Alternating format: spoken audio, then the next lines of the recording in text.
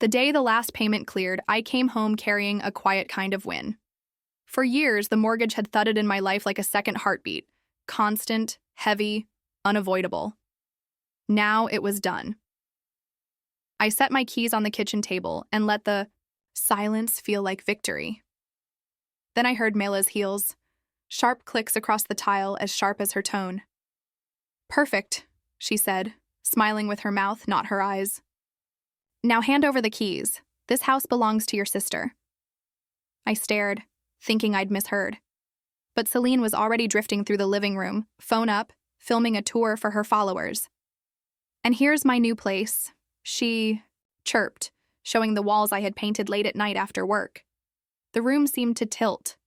My throat tightened as if years of lost sleep, skipped trips, and heavy bills vanished in an instant. I wanted to say every dollar was mine, that this roof stood because I carried it, but I froze while they traded proud glances. Mela tapped the counter. "Don't make this dramatic. You did your part. Let Celine have the life she deserves." Heat rose in me. I held her eyes, leaned in, and whispered 4 words. Just 4. Her smirk slipped, color drained from her face. Celine laughed, waving me off. Mela tried to recover, voice brittle, hand shaking as it reached toward the keys. I didn't move them. I leaned back and let the silence stretch. We all knew this was only the start. When Mela's money troubles hit, it was a quiet storm. No big scene, just bills piling up, late notices tucked under magazines, and her steady claim that everything was handled. I knew better. I was the one who walked into the bank, signed my name, and took on a mortgage that bled me $7,500 a month. I told myself it was temporary. A bridge. That bridge turned into years. I worked through the night glow of my laptop as the only light, took on side gigs, answered emails at dawn, and canceled vacations before they were even real. My salary went to the mortgage, my side income to repairs and upgrades. I carried all of it quietly because I thought silence was a kind of love. Mela took that silence and twisted it. She told neighbors and relatives I was comfortable, that I didn't shoulder much. My invisible sacrifices fed her version that I did less than I did. And Celine, she was always the favorite. As kids, Mela cheered her smallest wins, Celine's solo in the school play, her barely passing grade in math. For me, the bar moved higher every time. "Your season will come," Mela would say, patting my shoulder like patience was a prize. I believed that for too long. Even our neighbor, Mrs. Caton, once eyed Celine's car in my assigned spot and asked, "Why do they always take your space?" I laughed it off, said it didn't matter, but it did. Every small compromise trained them to think my sacrifices were air. And on the day I cleared the mortgage at last, they stood in my kitchen acting like the house had never been mine. Looking back, I realized Mela's demand didn't start that afternoon. It had been rehearsed for years, whispered to soothe Celine, whenever she fell.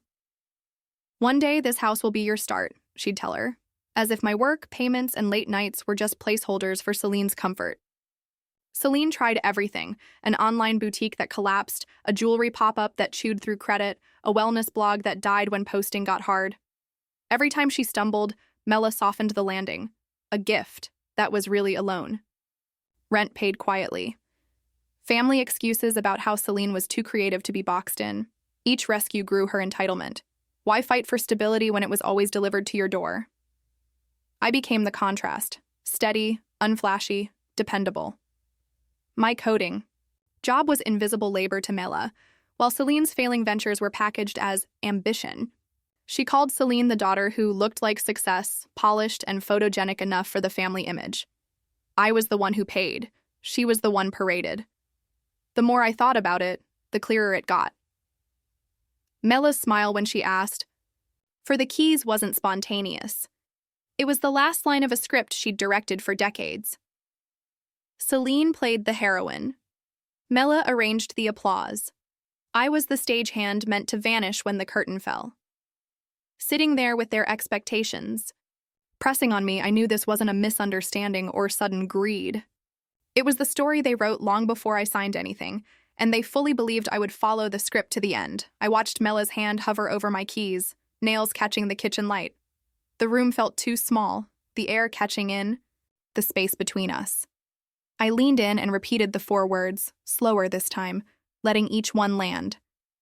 Check your certified mail. For a heartbeat, nobody moved. Celine laughed like I'd told a flat joke and swung her phone to capture the moment. But Mela's eyes narrowed. She knew me well enough to hear what my tone meant. What she didn't know was how long I had been getting ready for this day. Months. Earlier, when she first hinted, once you're done paying, the house should be signed to Celine, something in me shifted. That night, after the house went quiet, I opened my laptop and emailed a real estate attorney I knew through a client. Graham Ortiz. I told him I wanted clarity, maybe protection. Graham was calm and careful. He checked the title line by line. It was mine alone. He walked me through options most people don't think about until it's too late. Notices that revoke any informal right to stay, scheduled lock changes with a civil standby, protective, orders if harassment crossed the line. It sounded extreme, almost paranoid. But each time Mela dropped another hint about Celine's future here, I saw that caution was the only shield I had. We built a plan. The final payment would trigger every next step. Documents drafted and ready. Locksmith booked for the morning after payoff, with an officer notified in advance. It all moved quietly, the way I had always worked. So when I whispered those 4 words to my mother, I wasn't bluffing. I was pressing go on months of careful prep. The same quiet I once used to keep the peace had become my armor. One signed page at a time. Mela's smirk slipped. Her hand withdrew from the keys. She tried to look composed, but her voice shook. Celine rolled her eyes, convinced I was putting on a show. I let them think what they wanted. By morning, they'd see the truth. 2 nights later, Mela announced a family dinner. She called it a celebration. I knew it was something else. The dining room filled with aunts, uncles, cousins, drawn by the promise of big news. I sat at the end of the table and watched Mela lift her glass with a practiced smile. To Celine, she said, proud and loud, tonight we celebrate her new beginning in this beautiful home. Applause rippled. Chairs scraped. Relatives leaned in to hug Celine, spilling congratulations. My fork slipped in my hand. This isn't Celine's house, I said, steady and clear. I made every payment. The deed is in my name. Silence caught for a second. Then Mela laughed it away. You see? Always dramatic. Don't ruin the moment. Polite disapproval followed, eyes skimming me like I'd embarrassed everyone. Celine leaned back, smirking. Relax, novelty. Crash on a friend's couch. It might be good for you. Heat flared in me, but I didn't bite. I slid my phone under the table, opened my email, and attached photos of the title, mortgage receipts, and the drafted notices Graham prepared. One click sent everything to his inbox. Mela's voice climbed as she painted me ungrateful for the relatives. I watched her bask in their nods, not realizing every word was proof. Dates, witnesses, context. I didn't need to shout. Paper speaks louder. When the plates were cleared and the laughter faded, I knew the stage they'd built for me was collapsing. I had already moved the entire play elsewhere. After dinner, I stepped into the night air with their voices still weighing on my chest. I found Graham's number and called. He answered on the second ring, steady as ever. It's time, I said. He didn't need more. We had rehearsed this moment. Within an hour, a courier was scheduled to deliver the notice of revocation, of license to occupy. Drafted weeks earlier, signed, notarized, waiting for the green light. On paper, the fight had never been a fight. The property was mine. Graham confirmed the locksmith for early morning. The civil standby was arranged with the precinct. Even a temporary protective order was ready if Mela or Celine tried to force their way back in. None of this was sudden. It was careful structure built while they mocked me for being too cautious. I sat in my car outside, the dashboard glow soft in the dark. For the first time in years, my lungs filled fully. I had bent under their story for so long, shrinking myself to keep peace that never existed. Now the balance was shifting, not with yelling, but with signed pages and one phone call. Just before midnight, Graham texted, "Courier confirmed. Documents in hand by morning." I read it twice and let my breath settle. I wasn't the powerless daughter they imagined. I was the one who prepared. the one who saw their script and wrote a different ending. I turned the key and drove home, steady for the first time in years. Choice felt heavy in my hands, and it belonged to me. Dawn broke without noise. No clatter from the kitchen, no television hum, no voices down the hall. I walked through the stillness of the house I had carried for years and finally felt it was mine. On the front door, the courier's envelope hung. By a strip of tape, bold type impossible to miss. Notice of revocation of license to occupy. Words that had lived as drafts now breathed in ink. Inside, by the entryway, I had already bagged their scattered things. Every duffel and box neatly labeled. Celine's clothes, Mela's trinkets, spare shoes, bathroom kits. Nothing tossed. Nothing broken. No excuse for them to claim cruelty. Order was its own message. When the locksmith's van rolled into the drive, an officer followed. They greeted me calmly. It was routine for them. Locks change every day. Notices go out every day. Today happened to be mine. Mela shuffled into the hall, robe loose, sleep still on her face. She froze at the sight of the officer, then tore the high envelope from the door. Her hands shook as she unfolded the pages. I watched the color leave her face as she understood. "You," she whispered, voice cracking. I stepped closer, steady. "Check your certified mail." The 4 words I'd given her before returned. Not a warning now, just fact. Her mouth formed a protest that never came. By the time the new locks clicked, the house's silence wasn't heavy anymore. It was clean, as if something had finally been swept out.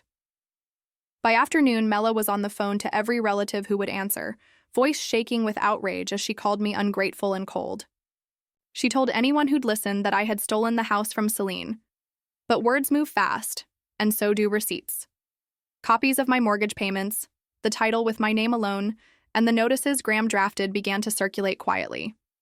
A cousin texted, "I didn't know you carried all that by yourself." Another wrote, "She's been telling a different story." Cracks spread. Each time the truth surfaced, her version lost shine. Celine's fury arrived next. She stormed into the living room, waving the notice like she could shake it into changing. "You promised me, Mom," she hissed, loud enough for me to hear from the hall. "You said this would be mine." Mela tried to hush her, but Celine's anger tore through years of careful shielding. Their alliance bent, then snapped. With the shouting came the old memories, things once pushed into the dark. The time Mela used my savings to cover one of Celine's failed projects without asking. The night Celine listed the house online as an event space for her friends, and strangers knocked on my door while I cleaned up the mess. Every compromise I swallowed came rushing back, obvious now that the walls were echoing with their fight. That evening, by the mailboxes, Mrs. Caton stopped me. Her eyes were kind. "It isn't cruel," she said softly, "to lock a door that keeps stealing your sleep." I nodded, the truth of it rooted deep. The house was quieter than it had ever been. In that quiet, something new took shape. I started small. I rolled fresh paint over the walls where Mela's floral wallpaper had clung for years. The clean scent of paint replaced heavy perfume. Each brushstroke felt like taking back ground I gave up long ago. I cleared the guest room and turned it into a studio. I put my desk by the window. Sunlight poured over empty surfaces instead of dim corners. The space stopped feeling like a hiding place. It was mine, open, steady. For the first time in years, I invited people in. Friends from work came for tea. Their easy laughter filled the rooms. Mrs. Caton joined us with lemon cookies on a tray and smiled like she'd been waiting for this moment as long as I had. The rooms that once carried hostility started to hum with warmth. I set new house rules and kept them simple. No guests without my consent, no filming or posting the house online. The rules weren't for other people, they were for me. Proof. I wouldn't let my quiet be mistaken for permission again. When Graham stopped by to check in, he looked over the changes and nodded. "A boundary is a contract you keep with yourself," he said. I knew then these walls weren't just shelter anymore. They were the outline of a new life, one I was building on my terms. And even as the house settled into a calmer rhythm, I could feel one last test waiting up ahead. It didn't take long for Mela and Celine to circle back. They showed up together, smiles tight, words polished. Mela went first, dressing everything in the language of family optics.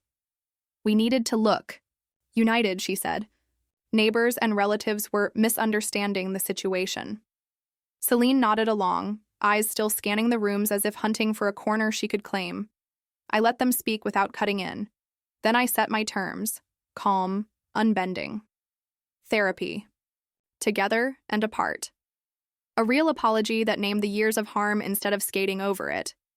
And most of all, never mention the title again. Not once. Not ever. Their faces slipped. The performance cracked.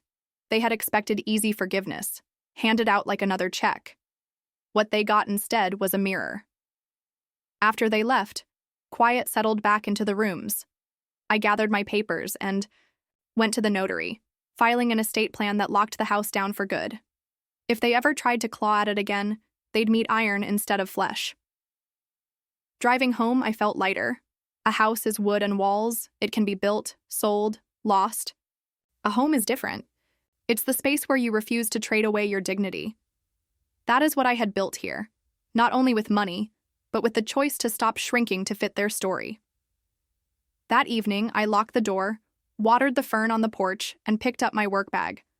Behind me, the house stood quiet.